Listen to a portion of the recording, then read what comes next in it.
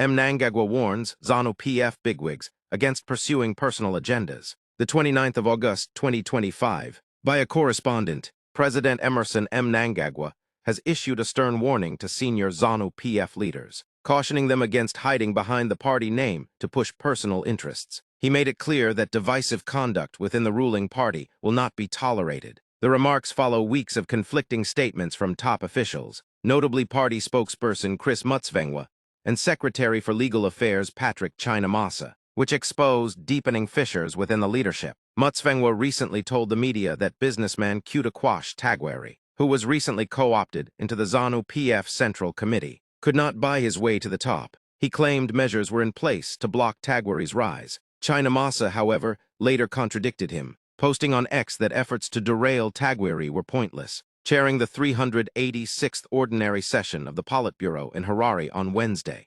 Mnangagwa reminded party heavyweights that loyalty to collective decisions was non-negotiable. We must all speak with one voice and march in one direction. Leaders of the party are bound by collective responsibility and must unite around party decisions and resolutions, which serve as our ideological and moral compass, he said. Mnangagwa further warned against off-the-cuff remarks that contradict party policy. Horodi zivin hukambakwako wondo achitor, sehirongwa hwemusingano. Our communication must be disciplined. Muzano PF tinamira pachikwadi. ZVAITWA pasi nazvo, he declared. The president's remarks come amid rising speculation about factional battles over succession and influence in ZANU PF, with critics suggesting that the public contradictions between senior figures point to deepening rifts.